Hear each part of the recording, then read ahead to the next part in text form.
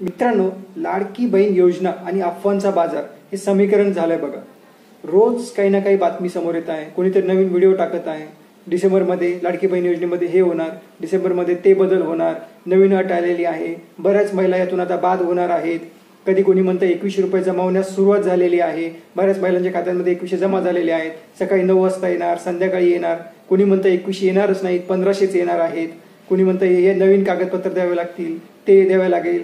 या व्हिडिओमध्ये आपण हे समजून घेण्याचा प्रयत्न करणार आहोत, यातील कोणत्या गोष्टी खऱ्या आहेत, कोणत्या गोष्टी खोट्या आहेत।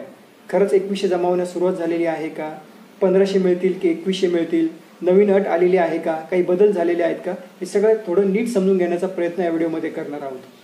व्हिडिओ शेवटपर्यंत नक्की बघा, म्हणजे तुम्हाला जर काही प्रश्न असतील तर त्याचे उत्तर मिळतील, काही कन्फ्युजन असेल तर ते पण सुद्धा या व्हिडिओमध्ये तुम्हाला दूर करण्याचा मी प्रयत्न करणार आहे।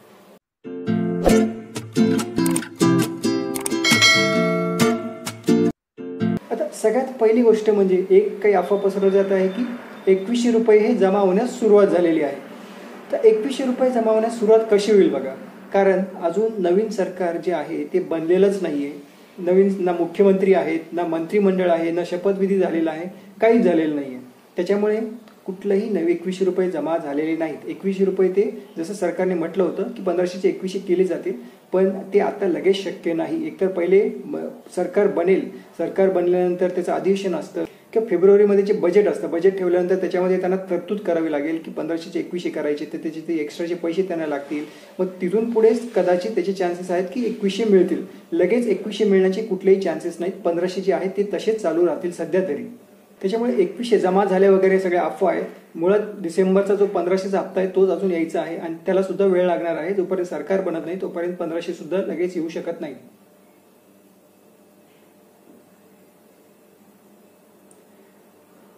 त्याच्यामुळे असं कुठल्याही गोष्टीवर विश्वास ठेवू नका, काही 2100 वगैरे कोणाची जमा झालेली नाही।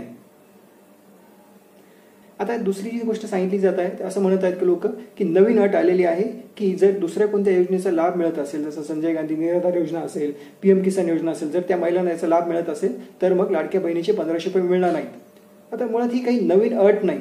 याच्या अगोदरही तुम्ही बघितलं असेल की योजनेच्या अटीमध्येच दिलं होतं की तुम्हाला जर इतर कोणत्या योजनेचा लाभ मिळत असेल आणि त्याचे जर पैसे 1500 पेक्षा जास्त असेल, समजा निराधार योजना असतील किंवा PM किसान योजनेचा त्या महिलांना हप्ता मिळतोय आणि त्याचे जर पैसे 1500 पेक्षा जास्त असेल तर लाडक्या बहिणी योजनेचे पैसे त्या महिलेला मिळणार नाहीत। पण आधी काय झालं बघा, सरकारलाही घाई होती, निवडणुका होत्या, त्याच्यामुळे जास्त काही चेक केलं गेलं नव्हतं। त्याच्यामुळे काय झालं की दुसऱ्या योजनेचे पैसे जरी मिळत असले तरी लाडक्या बहिणी योजनेचे त्यांना पैसे मिळाले।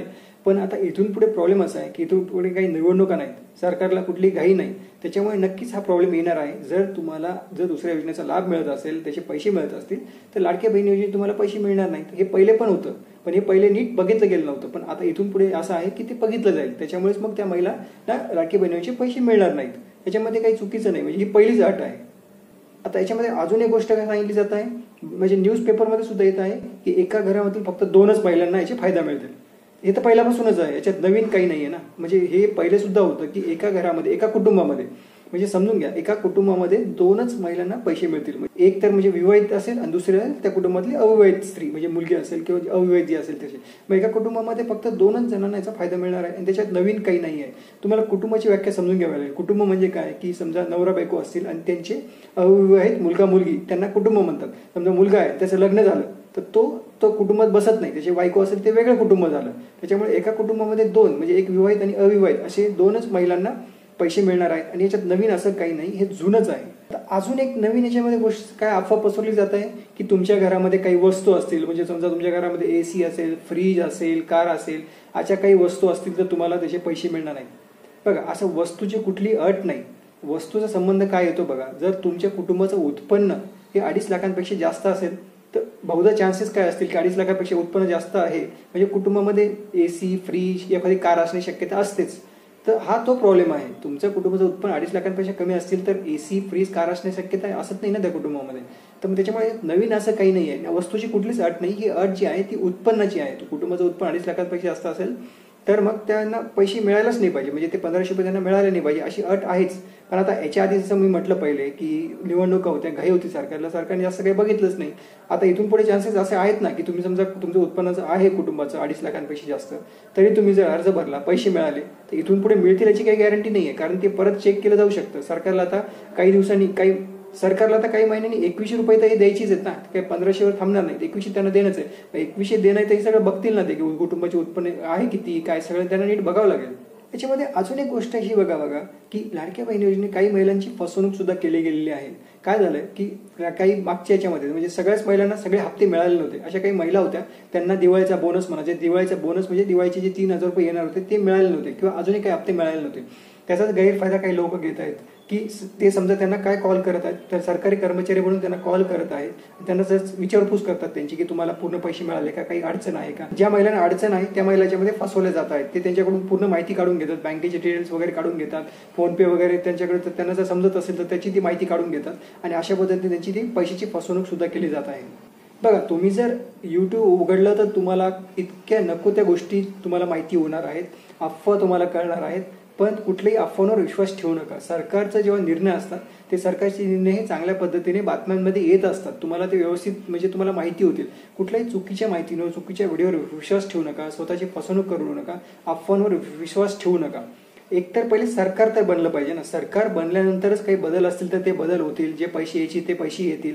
अजून सरकारच नाहीये, कुठली शपथविधी नाही, मुख्यमंत्री नाही, काहीच नाहीये, मग याच्यात बदल होतील तरी कसे. जे काही पहिले नियम आहेत ते तसेच नियम आहेत, कुठले बदल केले नाहीत. फक्त एवढंच असेल की जे पहिले नियम सरकारने पहिले जास्त चेक केलं नाही ते इथून पुढे चांगल्या पद्धतीने ते चेक करतील, याच्यामध्ये बदल असा काही होणार नाही.